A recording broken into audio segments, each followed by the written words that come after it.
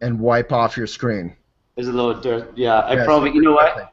It probably has 3-year-old fingerprints on it. So. yeah. So, hello everyone, and welcome to Walk the Talk Show. We are having a little bit of a bumpy ride coming back to our video series here, but that's what makes it fun. You're inside my living room, and we're very upfront about everything. Look how clear you look now. Wow. Yeah. It's like being enlightened. It's like post-meditation. I know. I'm like, that meditation must have worked. Oh, that's awesome. Okay, so we begin these with a I know. Oh my God. So we begin these with a bow of mutual respect and frustration. I mean, respect. No, Rachel's yelling at me to introduce Ian Finn. So we just started this and introduced you very eloquently, and now I've lost all of that forever. So I'm just going to say basically Ian is a great guy. He's a big deal yoga teacher who doesn't make a big deal of himself. He's also a lot more than a yoga teacher. We're going to talk a lot about ecology, family, surfing, walking our talk, not walking our talk, being real, whatever. Meditation. So we'll begin with a bow of mutual respect. Everyone watching, you can also offer the bow. Is a great reminder in your own life just to kind of come into the present moment and remind yourself of your mission and of the present moment. So connect with the earth below, the realm of details and stability, and the heavens above, the realm of mission, ideas, creativity. Connect them in your heart and give it away. And now, Ian, with permission, Ian has agreed to lead us in a meditation. Yeah, let me say what I've learned about happiness so far is that if you want to be happy, don't touch anything electronic and you'll be fine. Yeah. Because when technology backfires, wow. Yeah. So let's use it to our advantage right now and see if we can kind of connect by grounding down into the earth, whether you're sitting or standing, and feeling that sky energy up above. Feel the heart energy in the middle. And just say a prayer that literally when we have these conversations and when we listen to them and the ideas that get stirred up, that they will help us become kinder and more wise so we can leave a better legacy of love and kindness for the next generation coming. I'm trying to teach my 3-year-old how to pray. And I say, you know, it's like talking to your grandparents in India on Skype. But you use your heart phone and not your smartphone. So this next 20 seconds, we'll just get quiet and really feel that beautiful radiance in our chest that means everything.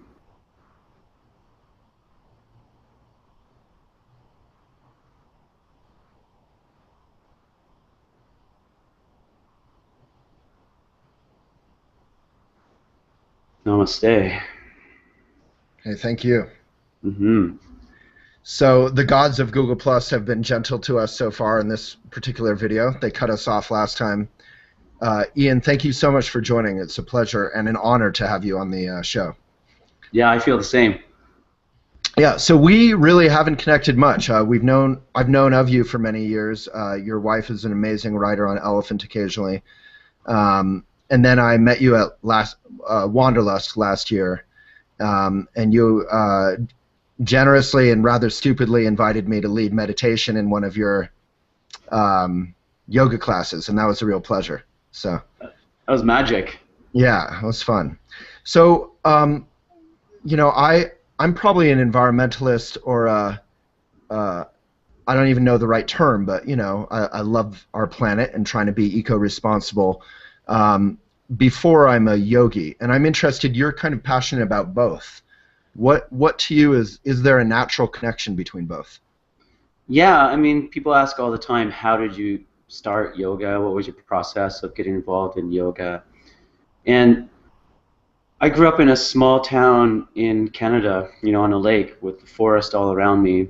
And as I look back on my life, I realized that there's a few questions I've been trying to answer. And I think one of the main ones, really, it's only become super clear, crystal clear to me in the last year or two, is what exactly happens when we become quiet and present in a beautiful place in nature. In other words, when we seek solitude in nature and really get present in that experience, what happens to us psychologically, energetically, spiritually? So really, by trying to answer that question, I think that's how I ended up getting into yoga. First of all, the philosophy, then meditation, and then came the physical practice. So, and also just being largely interested in happiness. I feel that there's been millions, billions of people on this planet who've been very happy, who don't have a clue about triangle pose or downward dog or any kind of strange pose like that, but they had a great relationship with a community, a great relationship with nature, particularly just taking quiet times of overwhelm, where you just let the beauty of nature kind of both just shut the computer down, just like happened to us. It just gets into this kind of restart and something beautiful happens. Yeah. So how do you, I mean, it's interesting. I think I'm coming to you from Boulder, Colorado, where everyone is in nature all the time, but we're often running through it or climbing it or cycling over it. It's a very kind of speedy and adrenaline-fueled and very fun interaction with nature, but there's not a lot of that. Why is it important to just kind of do nothing? Well, one of the things I say, I'm trying to, I think Twitter has been beautiful for teachers because we got it shorter and shorter and more succinct about our message. Yeah. And one thing I say all the time is seek solitude in nature, and your deepest heart will become clear. And the point is that, go biking in nature, go hiking, take your photos in nature, love it, that's all great. But what I think we need is, I call it Hammock Enlightenment. You need 10 minutes every day to get under a tree and look up and breathe.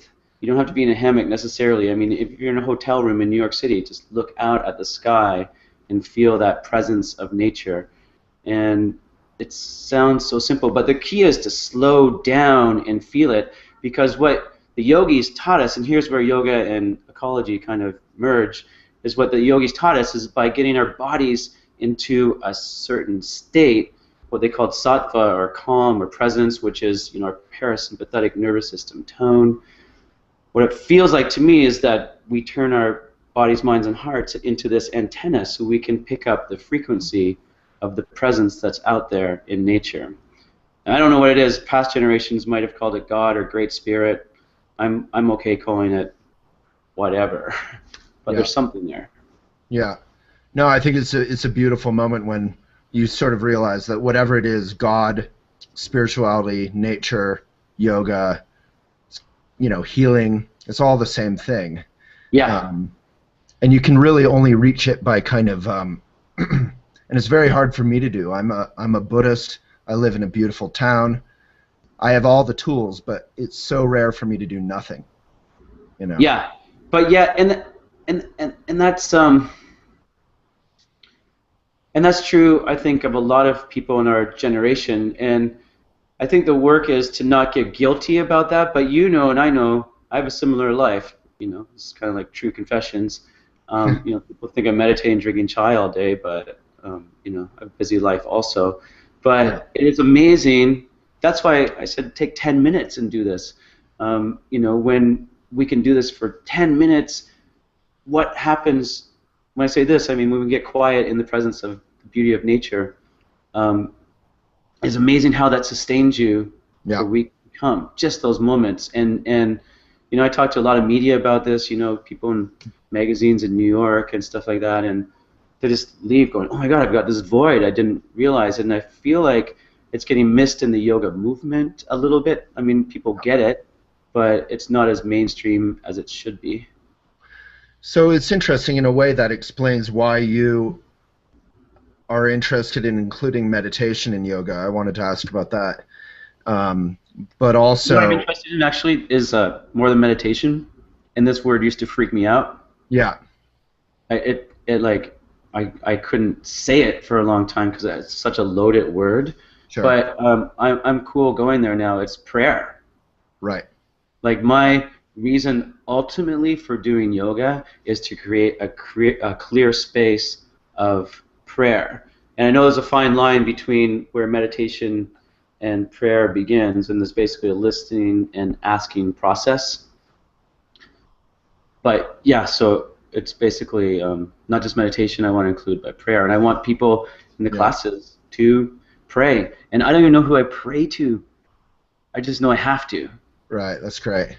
Yeah. Yeah, it's funny in all the news articles about, Christians in some areas of the U.S. have a hard time with yoga being taught in schools, and they say, oh, it's religious or spiritual.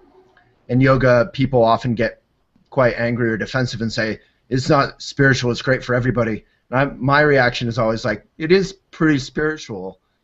No, it is. Okay. That's what makes yoga yoga, because what I've realized in my experience in yoga is that it's like art. What makes art art? What makes art? I mean, I've seen pictures that sell for. Oh, I'm gonna tell you one thing. I'm by a train track in Encinitas, California, so the trains are gonna go by every kind of 20 minutes. So actually, that wasn't so loud. So luckily. Okay. But it's like art. I've seen paintings sell for $20,000 that are 20 by 20 canvas filled with used tampons, and it's like what makes that art is someone needed to express something. And so I think what makes something yoga, I mean, what makes this of Kundalini yoga, but when we hold it still in triangle pose in the yoga I do, it's not yoga. Or I mean, who's to say that? It's basically what the defining aspect of yoga is it's a spiritual pursuit.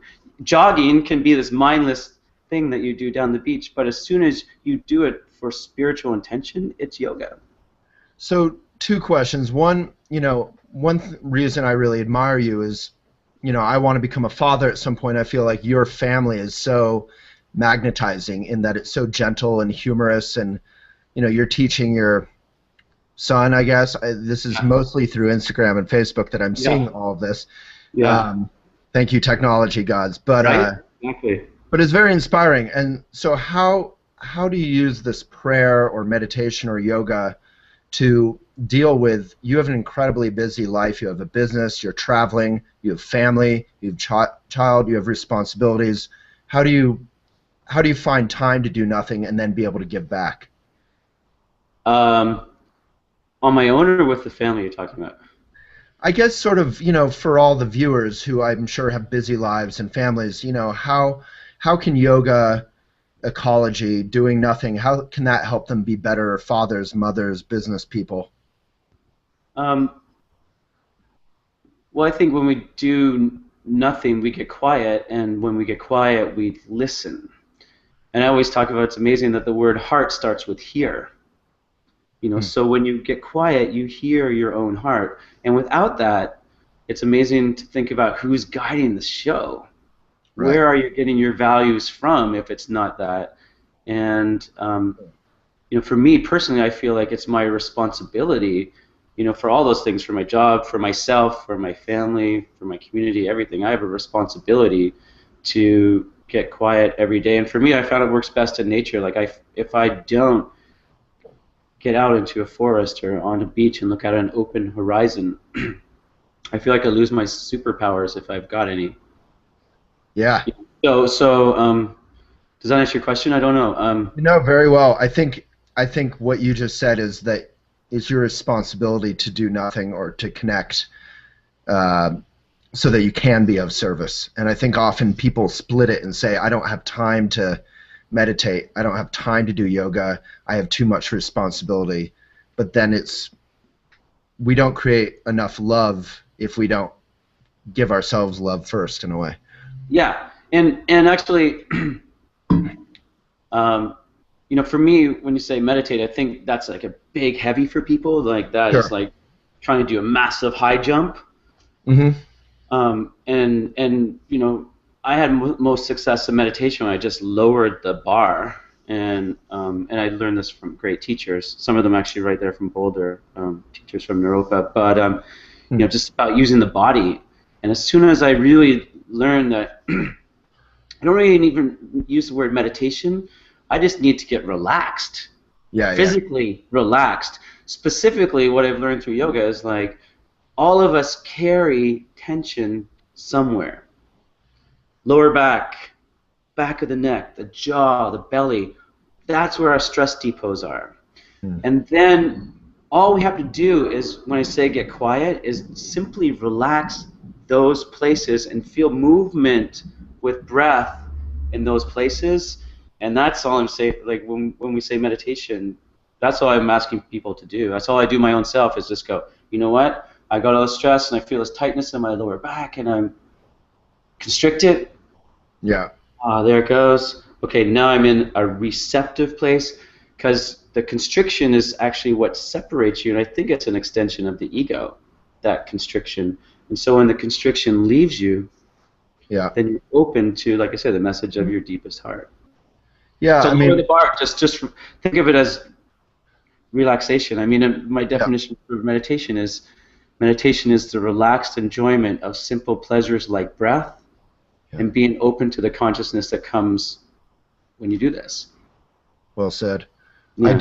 I would argue as a Buddhist, just one fine point is I like lowering the bar, because like in Buddhism they say meditating should be not a big deal. It's not a big spiritual thing. It should be like brushing your teeth. You're just training your mind to be present. But there is an element of coming back to the present moment, whether it's surfing or family, you know, you're coming back to your breath or whatever it is. And we all know really relaxed, really healthy yoga teachers or yoga students who are still being guided by ego. So, you know, there is some element of discipline, but a joyful kind of discipline, you know, not a big deal. Yeah. I mean, I guess I can only talk from my own personal experience. It's like I really know when I'm present or not physiologically. Like my barometer, so to speak. You know, if I'm driving a car of life and I have like a gauge, my gauge is my body of like, oh, I'm not very present. Interesting. Now I'm present, and then I'm actually present enough to receive a message. And to be of service.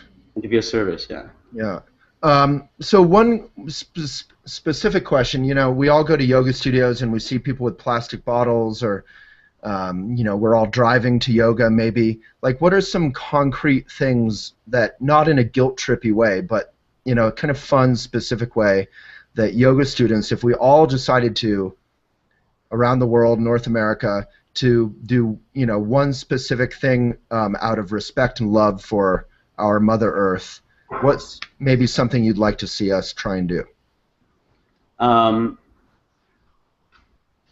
Okay, first of all, I think we have to practice a word that kind of gets thrown around a little bit, but I feel like it's been lost from modern lexicon, is reverence. I mean, even though it's not recycling or anything concrete, I think the very first step is to increase reverence.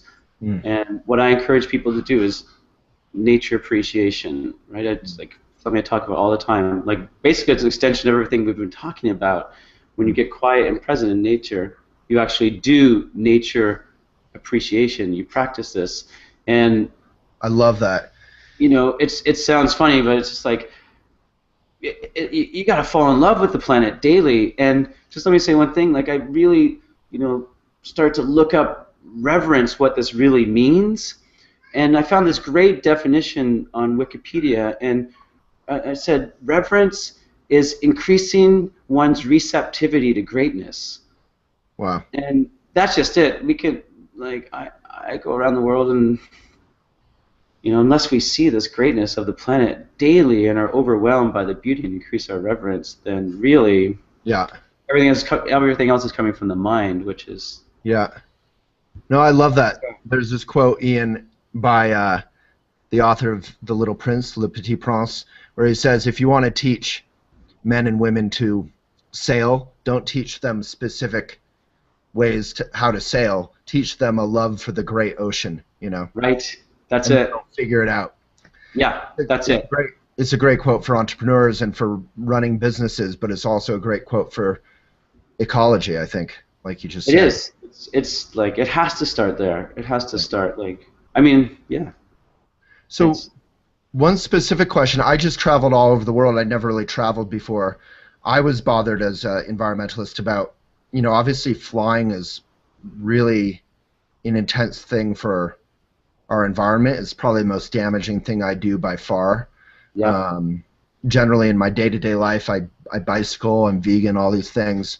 I'm pretty good about my relationship to the planet, but flying is not great. Is there anything that, yoga teachers fly more than anyone I know, Yeah. really, or at least famous ones.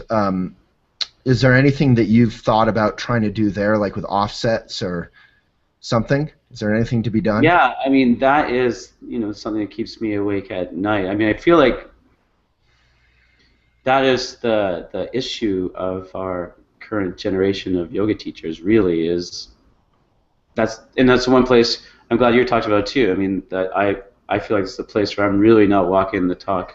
I Yeah. I'm trying not to travel as much, but man, it finds you in this business, Yeah. and People want to connect. people want to connect, and it's kind of part of the model, really, of making a living. Unfortunately, Yeah. I mean, I'm actually trying to reverse that a lot, to um, build a stronger local community wherever I end up. I mean, part of it for me, the reason why I fly is because I don't have a local studio where I teach at anymore. And the main reason is I'm from Vancouver, but I'm a surfer, so I need to find a surf town. That's what I'm doing here in California right now, looking for a place that's conscious like Vancouver, Huh. but has surf. And then hopefully I can kind of deal with things more on a local level and more using technology and stuff like that. Right. But Right. um, that is a hard hitting question that I think all yoga teachers need to ask themselves. But one of the things I'm doing this year is actually, I do carbon offsets. How much does that do? I don't know. I mean, Yeah. any environmentalist has talked about how this is like modern day penance kind of thing. Yeah. But I'm trying to actually go. Let's roll up our sleeves. So in November, I'll be in Austin, Texas, actually planting trees with my own two hands and giving yoga away for people there. Um, Cool. just come to yoga in the morning. Let's plant trees and let's actually take action. So something that I'm starting is kind of a lot of the places where I'm going. I can just stay an extra day and take care of the environment somehow. Yeah, I love that. Where I've gone, because it hurts my soul. I'll be honest. Yeah. No, I love that. You maybe could tell us a little bit about those. We're over time, but those days of service. You were talking about karma yoga. Oh yeah. So I'm doing a couple projects. One is in Austin on November 11th, and that is like I say, I'll give the yoga away, blissology talks, all these things, meditation, talking about yoga and ecology. But during the day, we're going to plant trees and roll up our sleeves, like I mentioned. And then we're doing another one actually on my birthday, because my big love is the ocean. Yeah. And the ocean's a hard thing to take care of because it's so big and the issues are so massive around the ocean. And it's not like a group of people that need food and you can see kids that need food. There's really no face for the ocean generally. So what I focused in on is the coral reefs. And because the coral reefs, I don't know if you know this, but even a 1 degree water temperature makes such a huge difference. So they estimate that up to 90% of the coral reefs could be gone by 2015. Yeah. So we're actually... What is it? Ocean acidification? Yeah. So we're basically taking people to Key Largo, Florida. We're doing yoga there at Casa Morada. It's a really beautiful eco retreat. And then people, after yoga and breakfast, go. If you have your diving certification, you can go and actually transplant the coral onto the reefs. If not, there's lots of nurseries on shore, and you can actually transplant or actually get the coral growing on the shore. So, wow. Well, we'll put the info for those. Donate the money to these guys, like Coral Restoration Foundation. Right. We'll put the info for that and anything else you like, so people can connect with Eoin. Eoin, thank you so much for your time. We're going to come back for a part 2. That'll be on Yogalebrity, whatever that is. And thank you so much, Ian. Viewers, you can find this and others on SoundCloud, on YouTube, and thank you, Ian. Thank you, Waylon. Thank you, everyone.